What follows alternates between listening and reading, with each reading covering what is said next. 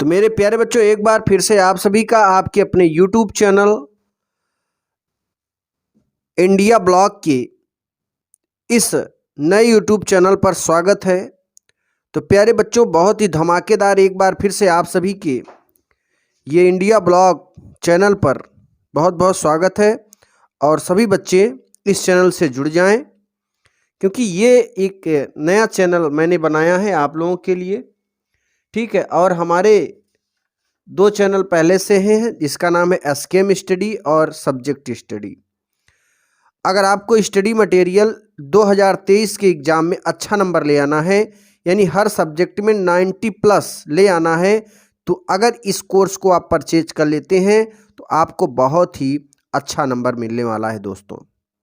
दोस्तों इस कोर्स को परचेज करने से आपको क्या लाभ मिलेगा कि आपके सारे सब्जेक्ट के 7 सेट मिलेंगे, यानी 2022 के होंगे। ये पेपर जो आपका है 2022 के होंगे, उसमें जो आप 2023 में एग्ज़ाम देंगे 2022 से आएंगे, 2021 से आएंगे, यानी 2000 प्रीवियस ईयर पेपर्स के सल्यूशन आपको पूरा मिलेंगे।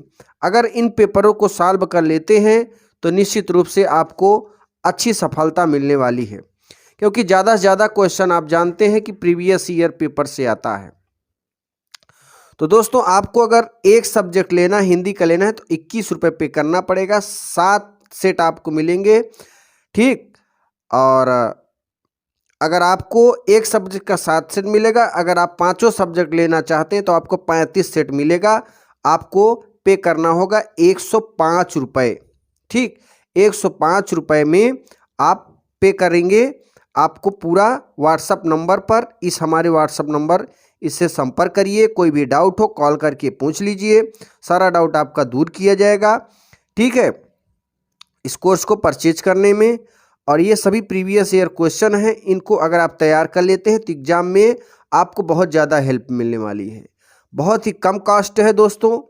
आप जानते हैं कि 999 की जगह ये मेरा कोर्स जो है 105 रुपये में कर दिया गया है, यानी बहुत भारी छूट चल रही है। जिन बच्चों को लेना है इस नंबर पर संपर्क करें और आप अपने एग्ज़ाम के लिए 105 रुपये खर्चा कर दीजिए। दोस्तों, आप ज़्यादा से ज़्यादा नंबर इसके वजह से ला सकते हैं, ठीक है।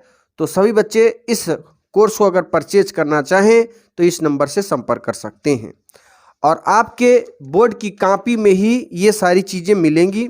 देखिए, ये बोर्ड की कॉपी है, ठीक है, और ये इस पेपर्स का सल्यूशन है।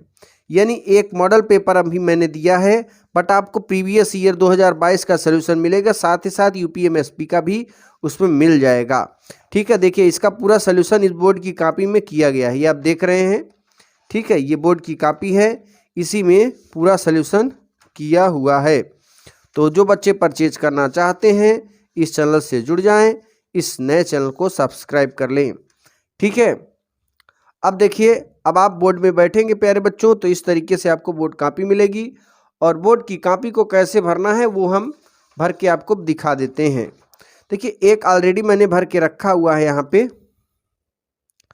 तो जब आपको भरना होगा तो आपको रोल नंबर मिलेगा, और 10 अंक का रोल नंबर होगा प्यारे बच्चों। कितने अंक का? 10 अंक का रोल नंबर होगा।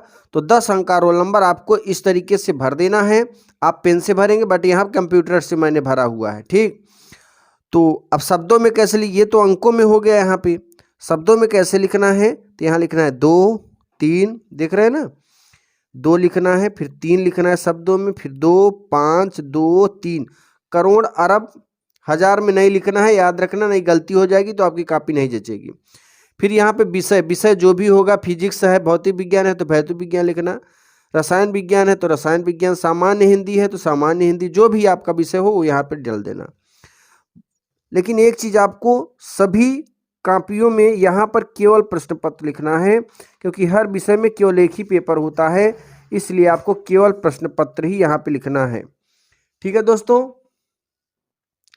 फिर आपको क्या करना है, फिर आपको यहाँ पे परीक्षा तिथि एवं पाली, परीक्षा तिथि एवं पाली, परीक्षा तिथि तो डाल देना है जिस तिथि को आप परीक्षा देंगे। पाली की अगर बात करें तो अगर आप 2 बजे से परीक्षा देंगे तो द्वितीय पाली लिखना। अगर आप 7 से 8 बजे के बीच परीक्षा दे रहे हैं, यानी 8 बजे के बाद से, तो आप प्रथम पाली यहाँ पे लिख देना। ठीक। फिर केंद्र का नाम यहाँ पे आपको डाल देना है, जिस केंद्र में आप परीक्षा दे रहे हो उसी केंद्र का नाम यहाँ पे लिखना है। चलिए वीडियो को आगे बढ़ाते हैं, इस पूरे पेपर्स को सॉल्व करते हैं। यहाँ पे 2030 के अभ्यास 2023 के अभ्यास के लिए पेपर है दोस्तों, ठीक है। यानी यही वाला पेपर का एक मॉडल हमने यहाँ पे बनाया हुआ है, ठीक। अब चलिए इसे शुरू करते हैं। यहाँ पर इस पेज को पलटेंगे और ये आ गया इसका सल्यूशन, ठीक। तो देखिए प्यारे बच्चों, जरा ध्यान देना, ये आपका पेपर रहा और पहला है शिक्षा का उद्देश्य निबंध के लेखक हैं। तो याद रखिए दोस्तों, शिक्षा के उद्देश्य निबंध के लेखक संपूर्णानंद है। देखिए प्रश्नोत्तर 1 का क कप दूसरा सही है संपूर्णानंद, ओके। लल्लू लाल की रचना किसने की थी? तो लल्लू लाल की रचना जो है प्रेम सागर ने की थी। पहले का ख का दूसरा सही है प्रेम सागर, ठीक। फिर यहाँ देखिए आगे, पर्दा कहानी के लेखक, आपको इसी तरीके से बोर्ड एग्जाम में लिखना है ऐसे, ठीक है दोस्तों। ऐसे लिखोगे तो अच्छा नंबर पाओगे, ऐसे नहीं लिखोगे तो अच्छा नंबर आपको नहीं मिलेगा। राइटिंग का बहुत बड़ा महत्व होता है हिंदी में, ठीक है। तो आप कुछ अगर गलती भी लिख दे रहे हैं, अगर राइटिंग सही है ना, तो भी 2 के बजाय 1 नंबर, अगर 2 नंबर का है तो इसमें 1 नंबर आपको दे ही देंगे, ठीक। क्योंकि राइटिंग दोस्तों मन को मोह लेती है। अगर मन के टीचर को मोहना है तो आपको राइटिंग अपनी सुधारनी पड़ेगी, सबसे बड़ी चीज होती है। अगर अगला देखिए, आवारा मसीहा के रचनाकार किसने है? विष्णु प्रभाकर जी हैं, यहाँ देखिए लिखा हुआ है, ठीक। फिर राहुल, अगला है बाण भट्ट की आत्मकथा के लेखक हैं। तो बाण भट्ट की आत्मकथा के लेखक कौन है दोस्तों? हजारी प्रसाद द्विवेदी जी हैं। कौन है? हजारी प्रसाद द्विवेदी। अगला है कामायनी किस युग की रचना है? तो याद रखना दोस्तों, कामायनी जो है छायावादी युग की रचना है, ठीक है। अगला है निम्नलिखित कवियों में से कौन प्रगतिवादी युग का है? तो याद रखना अग्रदास जो है प्रगतिवादी युग के हैं। दूसरे का ख, अब इसको पलटते हैं क्योंकि इसका उत्तर अब दूसरे में ख में दूसरे पेज पे है, ठीक है दोस्तों। ये रहा आपके दूसरे का उत्तर। अब यहाँ पे दूसरे का उत्तर आपको दिखाते हैं। ये देखिए प्रश्नोत्तर 2 का क ख ग घ अंगा, ये पूरा लिखा हुआ है। अब यहाँ जरा ध्यान देना, तो दूसरे का क, कामायनी किस युग की रचना है दोस्तों? तो याद रखना कामायनी जो है छायावादी युग की रचना है। किसकी रचना है? छायावादी। अगला, निम्नलिखित कवियों में से कौन प्रगतिवादी युग का है? अग्रदास, ठीक। अगला है दूसरे का ग, दूसरे तार सप्तक का प्रकाशन वर्ष। तार सप्तक का प्रकाशन वर्ष किस वर्ष में हुआ था? तो आपको बता दें कि 1943 ईस्वी में, ठीक है दोस्तों। अगला है द्विवेदी युग की रचना नहीं है। द्विवेदी युग की रचना नहीं है, कामायनी नहीं है, ठीक। फिर अगला है दोस्तों, निम्नलिखित में कौन स्वीकृत महाकाव्य नहीं है? तो याद रखना मामा, ठीक है ना, मामा जो है महाकाव्य नहीं है। चलिए अब हम आ जाते हैं, दिए गए गद्यांश पर आधारित निम्नलिखित प्रश्नों का उत्तर दीजिए। तो यहाँ पे आपको गद्यांश पर, ये जो गद्यांश है इस पर आधारित, यानी धरती माता की कोख में जो अमूल्य निधि भरी है जिसके कारण वह वसुंधरा कहलाती है, उससे कौन परिचित न होना चाहे? तो इसका ये गद्यांश है दोस्तों। अब इसका पद्यांश है, इसका हमें उत्तर देना है। देखो 2 पद्यांश आपका रहेगा, एक ऊपर रहेगा अथवा के एक नीचे। तो मैंने ये वाला नहीं किया है, ये वाला किया है, ठीक। अब देखिए इसमें 5 उत्तर देना है पद्यांश में।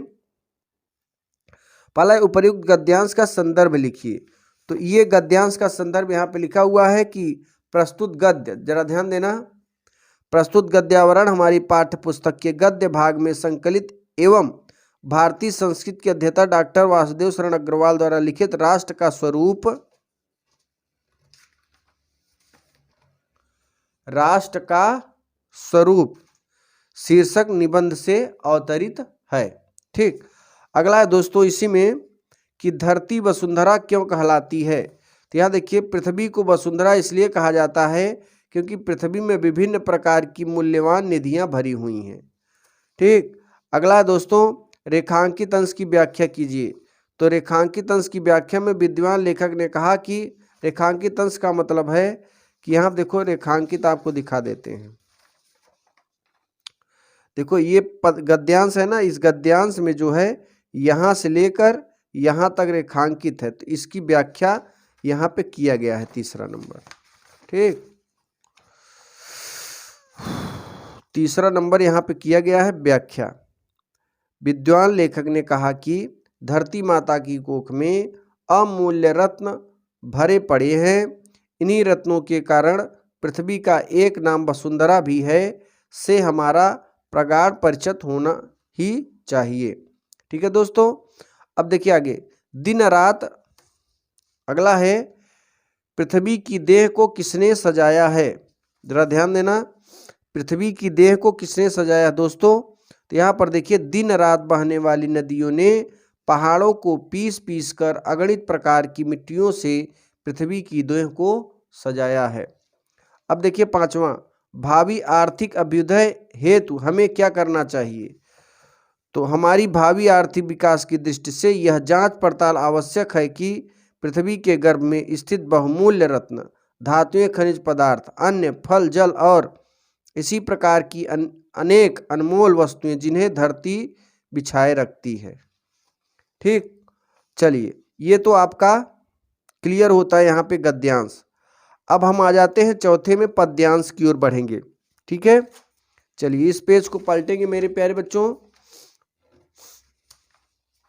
यहाँ आप देखिए चौथे प्रश्न की ओर, और यहाँ पे पद्यांश है,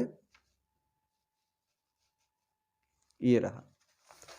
अब चौथा प्रश्न देखते हैं, दिए गए पद्यांश पर आधारित निम्नलिखित प्रश्नों के उत्तर दीजिए।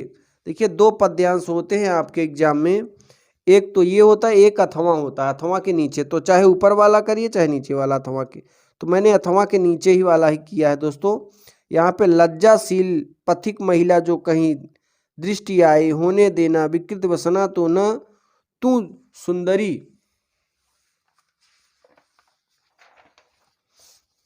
ठीक, और जो थोड़ी सी श्रमिक वह हो गोद ले श्रांति खोना, होठों की और कमल मुख की प्लानताएं मिटाना।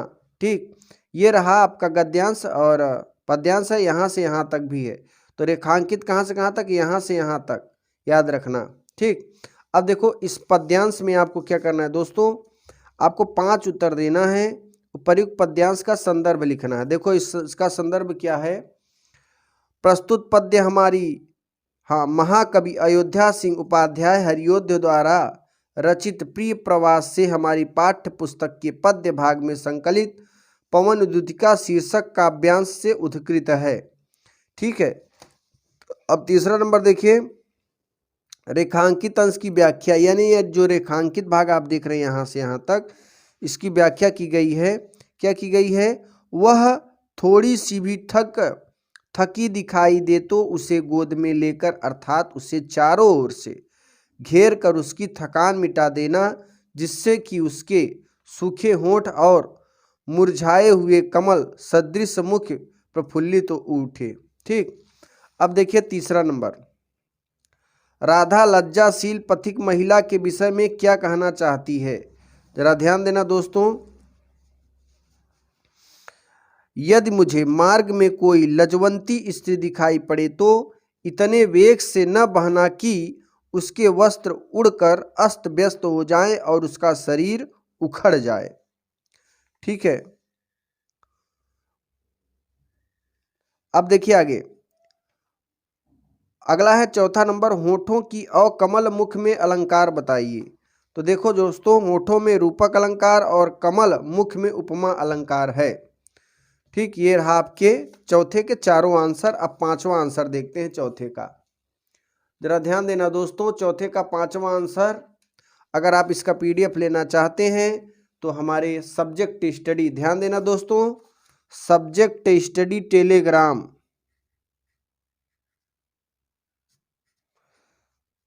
सब्जेक्ट स्टडी सर्च करना टेलीग्राम पे जाके, वहां से जाके इसका पूरा PDF डाउनलोड कर सकते हो। ओके, चलिए अब इसमें देखिए पांचवा नंबर देखते हैं, जलद और कृषक ललना का अर्थ बताइए। तो जलद माने होता है बादल और ललना माने होता है दोस्तों भूमिपुत्र, ये अर्थ हो गया। ठीक, अभी मैंने आपको बताया दोस्तों कि हमारे अगर कोर्स को परचेज करना चाहते हैं, अच्छा नंबर ले आना चाहते हैं एग्जाम में, तो आप लोगों को प्रैक्टिस की ज़रूरत है। अगर आप इन क्वेश्चनों को सॉल्व कर लेते हैं तो इसमें से लगभग 50 से 60% क्वेश्चन एज इट इज आ जाएंगे और एग्जाम में आपको 90 प्लस लाने से कोई रोक नहीं सकता। तो आपको मात्र एक सब्जेक्ट के 7 सेट मिलेंगे मात्र 21 रुपये में। अगर आपको पूरे सब्जेक्ट परचेज करना है तो 105 रुपये पेमेंट करना पड़ेगा। इस व्हाट्सएप नंबर से संपर्क कर सकते हैं, या फिर कोई डाउट हो, आप कैसे खरीदना चाहते हैं, कैसे पेमेंट करना चाहते हैं, तो इसी नंबर पर कॉल भी कर सकते हैं। ठीक है, चलिए आगे बढ़ते हैं दोस्तों। अब देखिए आगे, अब हम आपको 5वें नंबर प्रश्न की ओर बढ़ेंगे दोस्तों।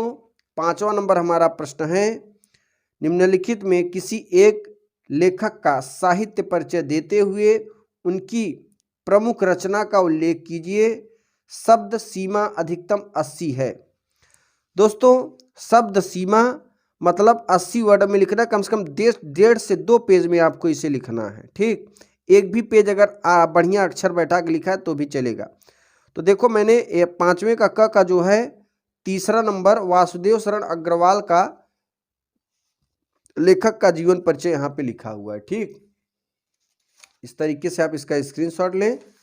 देखो अब क्या करेंगे ना, हम आपको केवल प्रश्नों की दिखाएंगे, उसका उत्तर आप स्क्रीनशॉट ले लीजिएगा। ठीक, और उसे पढ़ लीजिएगा और सभी प्रश्न जितने भी दिखाएंगे सब पर कवर करिए, क्योंकि एग्जाम में आने वाले प्रश्न बता रहे हैं दोस्तों। ठीक है, ये 5वें का क, देखियो 5वें का क में 80 वर्ड लिखना है तो कम से कम 2 पेज, यहाँ पे मैंने 2 पेज लिखा हुआ है, इसका स्क्रीनशॉट लेंगे। फिर 5वें का ख, अब 5वें के ख की बात करें अगर, मैथिली शरण गुप्त, मैथिली शरण गुप्त का ये जो जीवन परिचय है ये है 5वें का ख में। 5वें का ख मैथिली शरण गुप्त का जीवन परिचय है, तो यहाँ पर देखो मैथिली शरण गुप्त का जीवन परिचय लिखा हुआ है, आप सभी स्क्रीनशॉट ले सकते हैं। ओके, और इधर भी है, इधर भी आप स्क्रीनशॉट ले सकते हैं और एग्जाम में अच्छा नंबर ला सकते हैं। अब आगे देखिए 6वां नंबर, 6वां नंबर है दोस्तों, जरा ध्यान देना, बहादुर अथवा पंचलाइट कहानी के उद्देश्य पर प्रकाश डालिए। तो याद रखना ये आपका बहादुर पर कहानी पर उद्देश्य यहाँ पे मैंने लिखा हुआ है। प्रश्न नंबर 6 का पूरा उत्तर दिया गया है, आप स्क्रीनशॉट लें, बहुत इंपॉर्टेंट है, इसे टिक लगा लेना दोस्तों। गारंटी है 100% कि ये क्वेश्चन जरूर ही आएगा। अभी से लिखा लो दोस्तों, अगर नहीं आएगा तो नाम बदल देंगे अपने चैनल का। ठीक है, सब्जेक्ट जी स्टडी ब्लॉक है, इसका नाम हो जाएगा दोस्तों, आपके इच्छा पर डिपेंड करेगा। अगला है देखो ये बहादुर कहानी का यहाँ पे और ये इतना लिखा हुआ है। फिर अब 7वें नंबर पर चलते हैं। 7वां नंबर, स्वपठित खंड काव्य के आधार पर किसी एक खंड के एक प्रश्न का उत्तर लिखिए। तो यहाँ पर देखिए 5 दिए होते हैं, आप जिस जिले के, हर जिले के अलग अलग होते हैं। ठीक, तो ये आपका प्रयागराज जिला है, इसलिए यहाँ पे आलोक वृत्त ही लिखा जाएगा, क्योंकि यहाँ पे गांधी का महत्व बताया जाता है। तो यहाँ पे देखिए 7वें का 5वां, आलोक वृत्त खंड के आधार गांधी जी के चरित्र की प्रमुख विशेषता निम्नलिखित है। यहाँ पे ये पूरा लिखा हुआ है आलोक वृत्त, और इधर भी है। ठीक, ये भी है पूरा इसका उत्तर। तो स्क्रीनशॉट लेंगे और फिर आगे बढ़ेंगे। अब आ जाते हैं आगे 8वें नंबर प्रश्न की ओर। 8वें का क,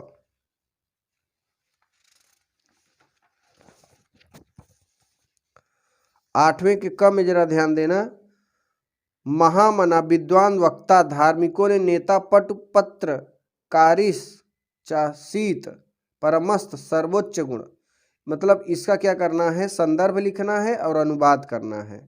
ठीक, तो देखो मैंने अथवा में है 2 दिया है, मैंने ये वाला नहीं किया है, ये वाला किया है। ठीक, तो इसका देखो संदर्भ लिखा हुआ है, यह गद्य खंड हमारी पाठ्य पुस्तक के संस्कृत भाग में संकलित महामना मालवीय नामक पाठ से उद्धृत है।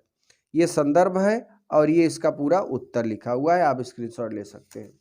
फिर 8वें के ख में आ जाते हैं दोस्तों। 8वें के ख में आ जाते हैं।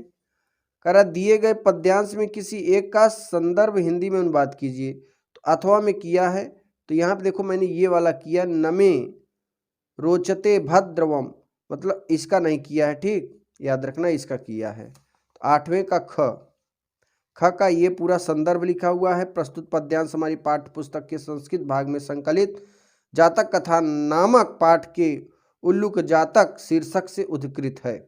अनुवाद इसमें देखो, इसका अनुवाद क्या है, न में रोचते भद्र, ठीक, ये पूरा अनुवाद है। तुम लोगों को इस उल्लू को राजा बनाना मुझे ठीक नहीं लगता। इस समय के क्रोधहीन मुख को ही देखो, क्रोध होने पर यह कैसे विकृत हो जाएगा।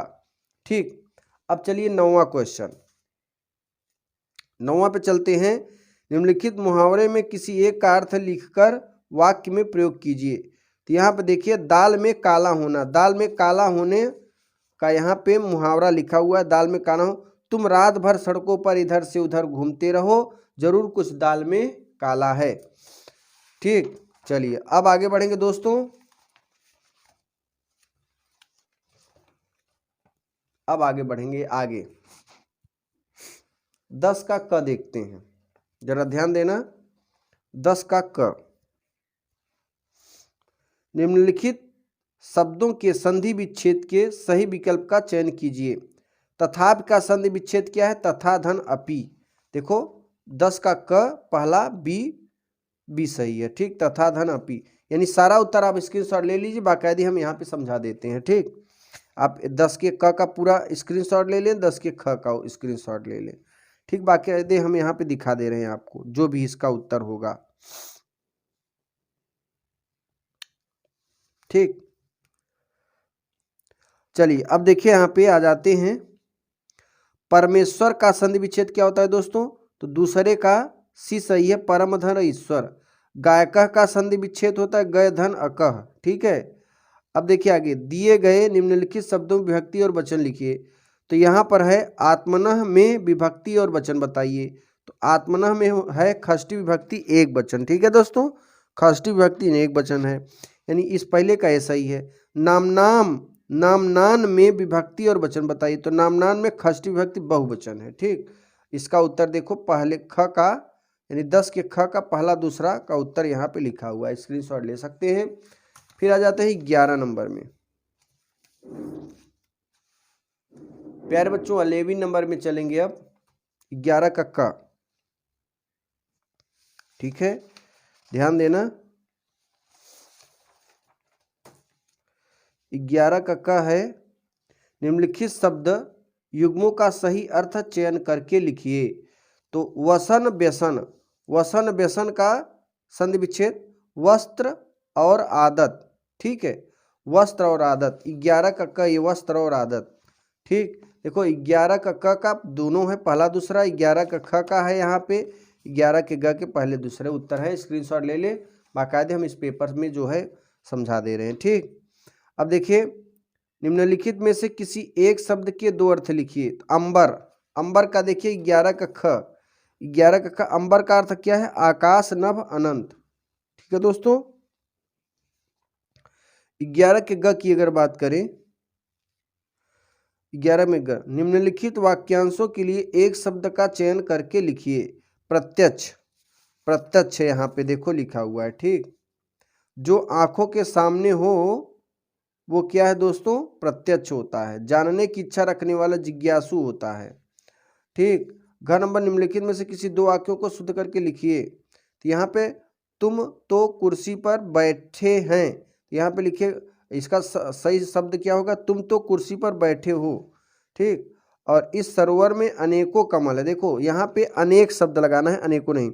इस सरोवर में अनेक कमल खिले हैं, अनेकों नहीं लगाना है। तो इसका जो सही है वो यहाँ पे देखो लिखा है, कुर्सी वाला और सरोवर वाला, यानी 11 का घ का पहला दूसरा। अब आगे देखिए 12वें का क। वीर रस अथवा हरा रस रस का स्थायी भाव के साथ उदाहरण अथवा परिभाषा लिखिए। तो वीर रस का ये देखिए पूरा डिफिनीशन लिखी गई है और उदाहरण लिखी गई है। स्पष्टता भी आपको दिखा देते हैं। यहाँ पे देखिए ये पूरा स्पष्टता की गई है दोस्तों, ठीक है, ये पूरी स्पष्टता की गई है। अब देखिए आ जाते हैं 12 के ख में। 12 का ख, श्लेष अथवा उत्प्रेक्षा अलंकार का लक्षण अथवा उदाहरण लिखिए। श्लेष अथवा उत्प्रेक्षा अलंकार का उदाहरण यहाँ देखिए आपको 12 के ख में दिखा देते हैं। ये देखिए 12 का श्लेष, उत्प्रेक्षा अलंकार का मैंने लिखा है, श्लेष का नहीं लिखा, अथवा में करके दिया है, दोनों में से एक लिख सकते हैं। तो श्लेष उत्प्रेक्षा अलंकार का पूरा यहाँ पे डिफिनीशन है, स्पष्टीकरण है और ये एग्जाम्पल है, ठीक। अब आ जाते हैं 12 के ग में। दोस्तों 12 के ग में देख लेते हैं क्या है।